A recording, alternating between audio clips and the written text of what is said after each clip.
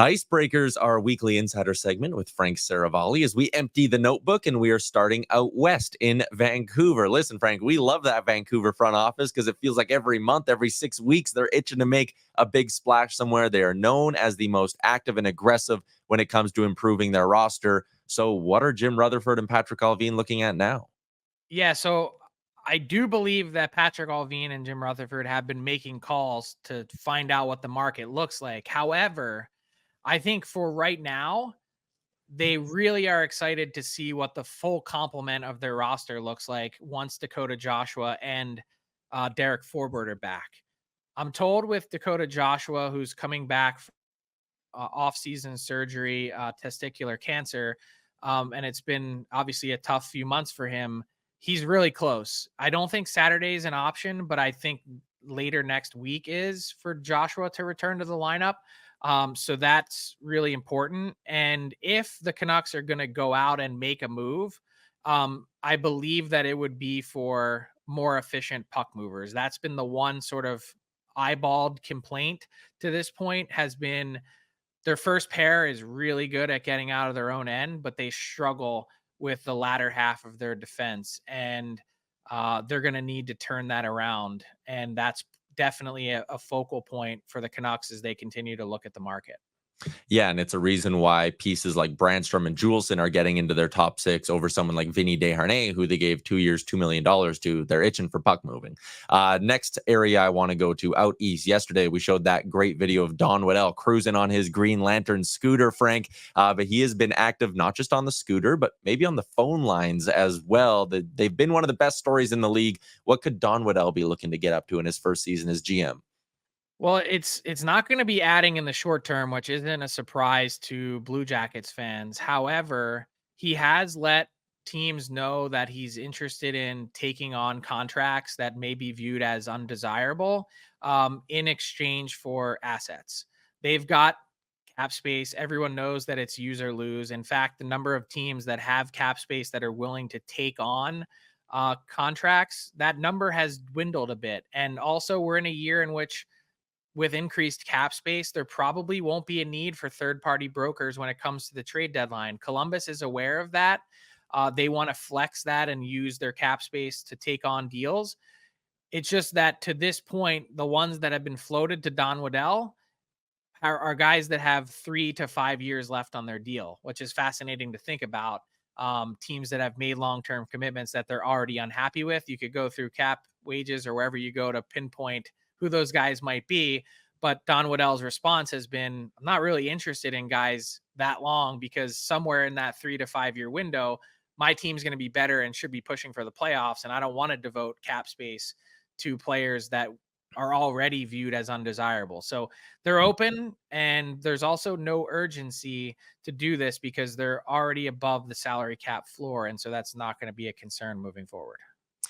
You mentioned the cap space, third party broker, all that stuff. There are only 10 teams in the NHL who woke up this morning operating in LTIR, which means there are 22 that not only have cap space, but will be accruing it leading up until the trade deadline. Free agent signing Jani Hakanpaa for the Leafs hasn't played yet this season, Frank, but is reportedly close to making his season debut and his Leafs debut. But that is going to create a roster crunch in Toronto. How are they going to wiggle their way through this? Yeah, that remains to be seen because Hakanpaa and Connor Dewar both sent to the AHL Toronto Marlies today on LTIR conditioning loans. The rules for that are a little bit different. You get 6 days or 3 games maximum before you have to be essentially activated and put on the roster. So the Leafs want to see how Hakanpaa gets through that. They're excited to add a guy who's a stout defender, a true defender in every sense of the word, to their lineup. But if you look at their lineup, they were able to clear the cap space required to activate him by virtue of the Timothy Liljegren trade, which is why that also happened then because they had the Sharks on the line and interested. They wanted to complete that deal. So they've got the cap space, but they don't have the roster space. They're chock full at 23 players, the maximum right now. So when you look at their roster and you realize that the only player who's waiver exempt in that group is Matthew Nyes and he ain't going anywhere, that means the Leafs either need to waive players to make room for both or they need to make a trade. So I said it before, Leaf fans continue to hate or whatever it might be. but Nick Robertson, excuse me. I don't know why I called him Mitch. Too many names in my head. I was looking at Mitch Marner. Nick Robertson, healthy scratch this week. He remains a candidate to be moved if the Leafs can find the right value in return for him, as he's been unable to be elevated in that Leafs lineup for any sustained period of time. So look for trade or waivers or something. Keep an eye on the Leafs, because something else is the other shoe's got to drop once these guys, if they're healthy, get on the other end of this conditioning stint. Yeah, again, currently, according to Puckpedia, 8 D-men on their rosters. When Hakanpaa comes back, something's got to give here at some point in Toronto. Last one on the injury front as well. Macklin Celebrini plays his first game, scores his first goal, has a beautiful assist, and then hasn't played since. He's still out with that lower body injury. What's the latest on Celebrini? Yeah, so he's still actually week to week. Returned to practice yesterday in San Jose. It would have been awesome to get the Connor Bedard, Macklin Celebrini, two North Vancouver natives, to the two most recent first-round picks going head-to-head. We're 0 for 2 this season, which kind of sucks.